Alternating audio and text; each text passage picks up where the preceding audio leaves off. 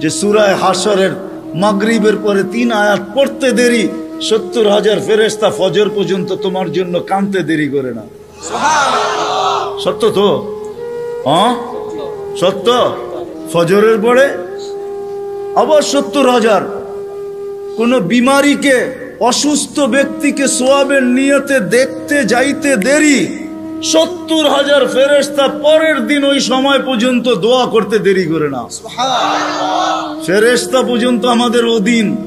মসজিদে যতক্ষণ বসা থাকে এক ফেরেশতা ডাইনে বসা চোখের পানি জড়াইতে থাকে, আল্লাহুম্মা গফিরলা, আল্লাহ আরে মাফ করে দেন না।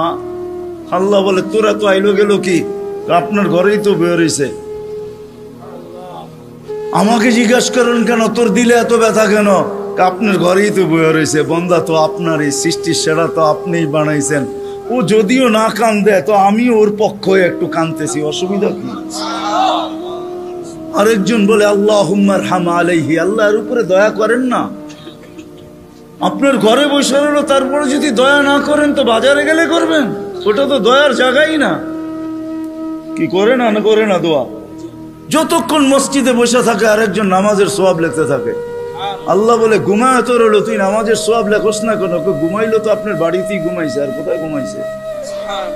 সওয়াব লিখবো না তো লিখবো না কেন? এটাও ফেরেশতা চালায়। আপনি ভাবেন শ্বাস প্রশ্বাস এমনি নেন? কন্ট্রোল রুম আছে, কন্ট্রোল রুম।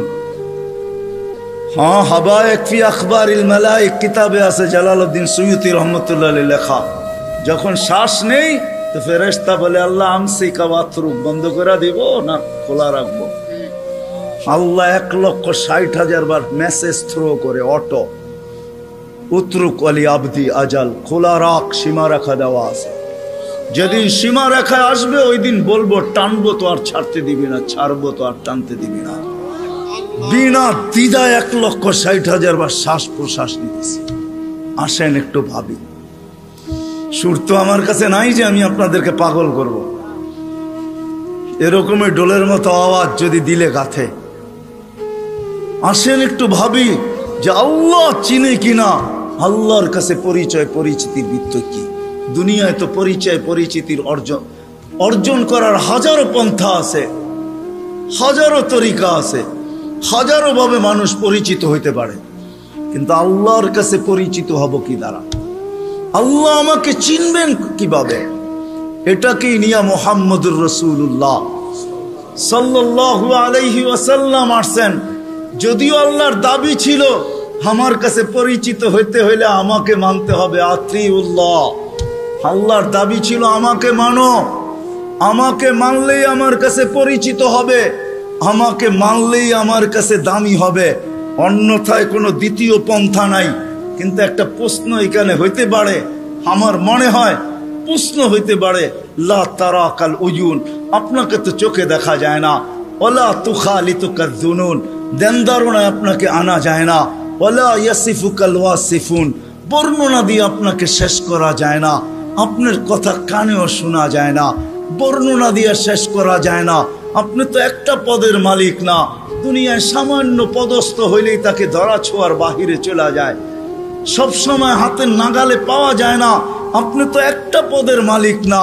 এই জন্যই তো আমি পায়ে হাত রাখা সব মজমায় বলি, শিক্ষিত মানুষগুলা যাদের কাছে অক্ষর জ্ঞান আছে, মাঝে মাঝে 99 নামের অর্থটা একটু খোদার ওয়াস্তে দেখেন।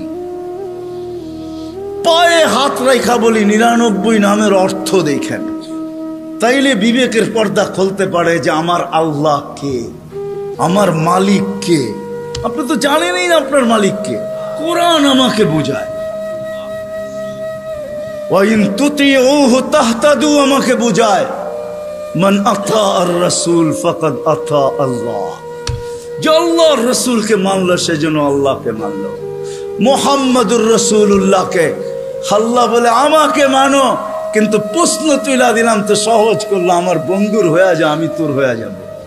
কবি শুধু শুধু বলেন নাই, कभी शुद्ध शुद्ध बोलन नहीं क्या वफा तूने मोहम्मद से तो हम तेरे हैं, ये दुनिया क्या चीज है, लौह कलम तेरे हैं। अल्लाह हादिसे कुदसिर तर्जुमा कोनो कवि करছেন, তুই মুহাম্মদুর রাসূলুল্লাহর হইয়া দেখ না। মুহাম্মদুর রাসূলুল্লাহ সাল্লাল্লাহু আলাইহি ওয়াসাল্লাম আসছেন ওই পরিচয় পরিচিতি আমাদের হাতে তুলে দেওয়ার জন্য, আল্লাহর কাছে পরিচয় করায় দেওয়ার জন্য। আসেন আসেন, যদিও আল্লাহকে মানা সম্ভব না। আল্লাহ বলছে আতিউল্লাহ, পরেই বলছে আতিউর রাসূল। কেননা প্রশ্ন এইখানে কেমনে পাবো আপনাকে? তো আল্লাহ বলছে আমার বন্ধুর হইলেই হবে। এক জায়গায় না 100 জায়গায় দেখানো যাবে। আসেন নবীর আদর্শ শিখি। এখন আপনি যদি প্রশ্ন করেন, 2500-এর বুদ্ধিমান মানুষ যদি প্রশ্ন করে, নবীও তো নাই, উনি তো চলে গেছে, 1434 বছর হয়ে গেছে, ওনাকে পাবো কোথায়? তো দুইজনে মিলা মডেল দুনিয়া এখনো রেখা গেছেন, দুইজনে মিলা রাখছেন। ওয়া আওরাসনাল কিতাবাল্লাযীনা ইসতাফাইনা মিন ইবাদিনা, ওটা বলছেন আল্লাহ, আর রাসূলুল্লাহ সাল্লাল্লাহু আলাইহি ওয়াসাল্লাম বলছেন আল উলামা ওয়ারাসাতুল আম্বিয়া। দুইজনে মিলা বলছেন কিয়ামতের সকাল পর্যন্ত রেখা গেছি মডেল। এদের কাছে সুরক্ষিত আছে, সুন্নত সুরক্ষিত আছে, আদর্শ সুরক্ষিত আছে। শুধু শুধু কোরআন বলে না লাকাদ কানা লাকুম ফি রাসূলিল্লাহি উসওয়াতুন হাসানা লিমান কানা ইয়ারজুল্লাহ। যে আল্লাহকে পাইতে চায়, আল্লাহর কাছে পরিচয় চায়, পরিচিতি চায়, ইজ্জত চায়, সম্মান চায়। কেমন ইজ্জত, কেমন ইজ্জত! চলেন কোরআন আমাকে বুঝায়, আল্লাহ সালাম দিবে, সালাম কওলাম মির রাব্বির রাহিম। যুবক হারায় গেছো দুনিয়া দেখা, গন্দা জিনিস দেখা, হায় হায় হায় হায়। অথচ তোমার যৌবন দিছিল এই জন্য মুহাম্মদুর রাসূলুল্লাহর তরিকা দ্বারা, আদর্শ দ্বারা তুমি যুবক, ওই যুবক হবে, জমিনে চলবে, আর আল্লাহ বলবে ইন্নী উবাহিল মালাইকাতা বিশাব্বিস সালেহ। তোমাকে দেখায় আল্লাহ বলবে আমি তোমাকে নিয়ে ফেরেশতাদের উপরে গৌরব করি। তোমাকে দেখাবে আর আল্লাহ বলবে আরশের নিচে তোর জন্য গ্যালারি রাখা আছে, সুপার ডিলাক্স গ্যালারি। এই দুনিয়ার গ্যালারি, জান্নাতে সব রাখা আছে। কি চাও তুমি? ভাবছো জান্নাতে গান নাই, দুনিয়ায় শুনে নেই জান্নাতের গান? সময় নেই আমার হাতে, তোমাকে আমি জান্নাতের গান শুনাইতাম। জান্নাতেই দুনিয়ার গান। দুনিয়ার সিঙ্গার রে সিঙ্গার বলা হয় না, এটি তো ফিঙ্গার, সিঙ্গার না। সিঙ্গার তো আল্লাহ বানায় রেখা দিছেন, উপরে রাখা আছে জান্নাতে। শোনাবে, তারপরে আল্লাহ জিজ্ঞাসা করবে কেমন শুনলি? তুমি চিৎকার দিয়া বলবে লাকানাল মাউতু লা মুতনা রব্বানা। এমন আওয়াজ, মৌত থাকলে আওয়াজের ঝংকারে মরে যেতাম। আল্লাহ বলবে এই আওয়াজও কিছু না। ও যুবক, তোমাকেই তো এই আওয়াজ দিবে আল্লাহ জান্নাতে যাওয়ার পরে। সৌতা দাউদ, তোমার গলার আওয়াজ দাউদ আলাইহিস সালামের মতো হবে। দুনিয়ার সিঙ্গার ওই গানের আওয়াজ উঠাবে তুমি, শুধু তুমি নাচবে না, হুর নাচবে না, খাদেমরা নাচবে না, জান্নাতও ডান্স করবে। জান্নাত এখানে তো তুমি একটু কমর দুলাও, ঠিক না? এটার নাম ডান্স না। তোমরা ডান্স চিনো না, আমারে ডান্স চিনাইতে হবে না, আর আমাকে সিঙ্গারও চিনাইতে হবে না। আমি বড় বড় সিঙ্গার চিনি দুনিয়াতে, বড় বড় সিঙ্গাররা আমারে চিনে। আলহামদুলিল্লাহ, তুমি আমাকে সিঙ্গার চিনাইতে হবে না। এটার নাম ডান্স না, সব জান্নাতে রাখা আছে। স্টেজ তো আল্লাহও লাগাবে এরকম মাঝে মাঝে জান্নাতে। জিজ্ঞাসা করবে গান শুনবি? তো বলবে রেজওয়ান লাগা স্টেজ। প্রথম শোনাবে ফেরেশতা, আল্লাহ বলবে এরতে সুন্দর, তো বলবে আল্লাহ। তারপরে আল্লাহ ডাকবে তালিয়া দাউদ, দাউদ আলাইহিস সালাম আসবে, বলবে এর চেয়ে সুন্দর। তারপরে আসবে আমাদের নবীজি, আল্লাহ বলবে এর চেয়ে সুন্দর। আল্লাহ বলবে রেজওয়ান ইরফাইল হিজাব, এখন আমি শোনাবো। প্রতি শুক্রবারে আল্লাহ দাওয়াত খাওয়াবে। দাওয়াত কেমন হবে? সবচেয়ে বড় হাতিয়ার যেটা দিছেন, একের ভিতরে 100 বানায়া আমাদের রসুলের জন্য, নাইলে কোনো দিন কারোর জন্য দিতেন না। আমি তো সব জায়গায় বলি, আল্লাহ কোন উম্মতকে 1.25 লক্ষ উম্মত আসছে, 312 জন রসুলের উম্মত আসছে, কাউকে আল্লাহ ডাইকা নেওয়ার দায়িত্ব নেন নাই। নামাজ দিছেন, ডাকার দায়িত্ব নাই।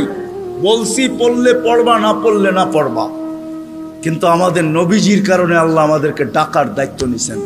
5 ওয়াক্ত নিজে ডাকে, বন্ধুর দিলকে শান্ত করার জন্য। আমার মনে হয় বন্ধুর দিলকে শান্ত করার জন্য। কেননা মুসা আলাইহিস সালাম 5 ওয়াক্ত মানতে পারতেছিলেন না, আমি এর চেয়ে অভিজ্ঞ আপনি?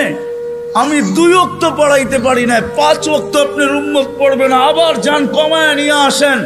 আল্লাহ রসুল বলছে লজ্জা লাগে, কিন্তু মনে মনে ভাবতে ছিলেন অভিজ্ঞ লোকটা বলতেছে, আমার তো লজ্জা লাগে, অভিজ্ঞ লোকটা বলতেছে নামাজ মনে হয় আমার উম্মত পড়বে না। তো আল্লাহ বলছে বন্ধু চিন্তা করেন না, আমি ঘুমের থেকে উঠে নিয়ে আসবো। নাইলে ফজরে কেন আজানে বলা হয় আসসালাতু খায়রুম মিনান নাওম? চিন্তা করেন না, আমি উঠে নিয়ে আসবো। একের ভিতরে 100 দিয়া দিছেন। আসেন 2টা অঙ্গীকার করি আজকে যে আল্লাহর রসুলের আদর্শ একটা হইলেও আমার জীবনের সঙ্গী বানাবো। রাগ হয়ে যাবেন বললে? হ্যাঁ, আমি তো বলি এই উম্মতকে দাড়ি দিছিলেন জান্নাতে যাওয়ার জন্য, ক্লিন শেপের জন্য না। পায়ে হাত রাখিয়া দাড়ি দিছিলেন জান্নাতে যাওয়ার জন্য। জান্নাতটা নবীর সুন্নত। কার? কার? আর যদি সাদা বানাইতে পারেন তাহলে তো কোনো কথাই নেই, কথাই নেই। নাইলে ওলামা কোত্থেকে বলে মুহাদ্দিসে কাবির মারা গেছে, আল্লাহ জিজ্ঞাসা করছে বুড়া কি নিয়ে আসছত? কয় কিচ্ছু নিয়ে আসি নাই। কয় খালি হাতে? কয় না। তাহলে কি নিয়ে আসছত? কয় সাদা দাড়ি। না শোনেন না ওস্তাদদের থেকে?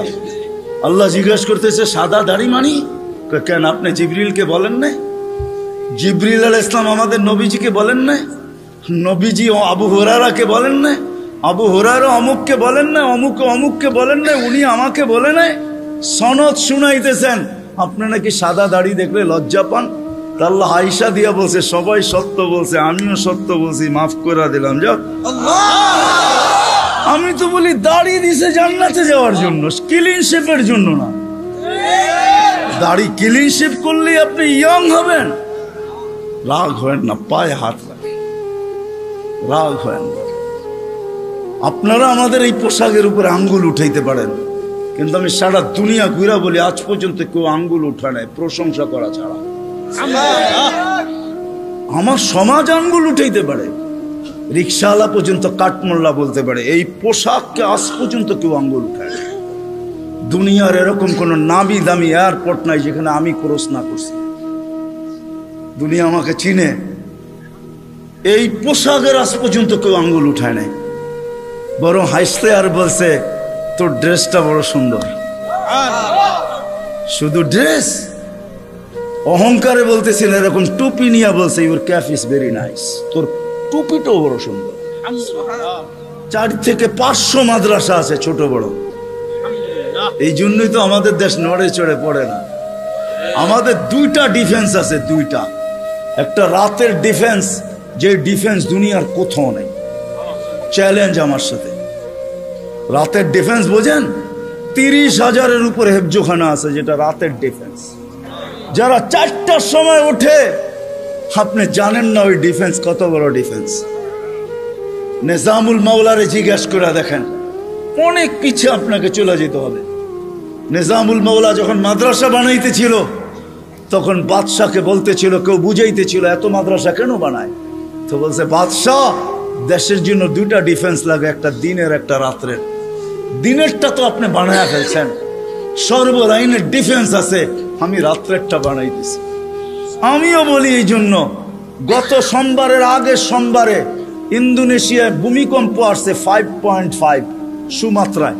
দেখেন কয়জন লোক মারা গেছে, এখন নেটে সার্চ দিলে পাবেন। 48 জন জায়গায় মারা গেছে, কতগুলো বাড়ি বিধ্বস্ত হয়েছে। বাংলাদেশে 5-6 বছর আগে 7.8 ভূমিকম্প আসছে। নেটে সার্চ দিয়া দেখেন আপনি দুনিয়ার কোন দেশে 7.8 ভূমিকম্প আসছে আর কোনো বিপর্যয় হয় নাই। চ্যালেঞ্জ, দুনিয়া যদি আমাকে দেখাইতে পারে, আপনার জুতা আমার গাল। বাংলাদেশ দেখাইতে পারবে 7.8 ভূমিকম্প আসছে 5-6 বছর আগে। 31st নাইটের পরের দিন রাত্র 5:05 শুধু একজন মারা গেছে, তাও লাভ, বিল্ডিং থেকে লাভ দেওয়ার কারণে, কিচ্ছু হয় নাই। 10 নম্বর মহাবিপদ সংকেত আসছে আমাদের দেশে, কিচ্ছু হয় না, কয়েকটা কলা গাছ পড়ছে। আমি ঢাকায় বৈশা বলতেছি না, ওই রাত্রে আমি পাথরঘাটা ছিলাম, পাথরঘাটা, যেইখান দিয়া বুলবুল ঢুকছে। আমাদের ইস্তেমা চলতেছিল, দুপুরে আমি বয়ান করে দোয়া করে শেষ করে দিছি। পাথরঘাটায় রাত্রে ফিরবো কি করে। আমি একদিন রাত্রে ছিলাম, 7-8টা টিন আমার মাথার উপরে ছিল, আমার সাথে 1-150 লোক ছিল। বুলবুলরে আমি আমার চোখে দেখছি, কিচ্ছু হয় না, একটা টিনে একটু ব্যাকাও করতে পারে নাই। সকালে উঠা দেখছি কয়েকটা কলা গাছ রাস্তায় রাস্তায় পড়ে আছে। এটা হলো ওই দেশ যেই দেশের ভিতরে রাত্রে ডিফেন্স 100-এ 100, 30,000-এর উপরে হেফজোখানা। 1-150 পাওয়া যাবে শুধু 2,500-এ। রাত্রে 2:30টার সময়, 3-4টার সময় মাদ্রাসার ছেলেরা ওঠে হেফজোখানা, আল্লাহর কালাম পড়ে। কালাম এক ডিফেন্স এই দেশের দিয়া। রাত্রে 4টার সময় ঘুমান, আপনি কোত্থেকে দেখবেন? আমার কথা সত্যায়িত হবে যদি চোখ অর্জন করতে পারেন আর 4টায় উঠা বাংলাদেশের আকাশ দেখতে পারেন। এই জন্যই বাংলাদেশে আসে বিপর্যয়, আসে ফুটবল। দেওয়ালে যেরকম বল বাড়ি খায়া ডাইনে বামে যায়, আমাদের জমিনের সাথে টাচ খায়া ডাইনে বামে চলে যায়, নড়ে চড়ে পড়ে না। আমার বিশ্বাস যতদিন এই পরিবেশ থাকবে কোনো বিপর্যয় এই দেশে হবে না।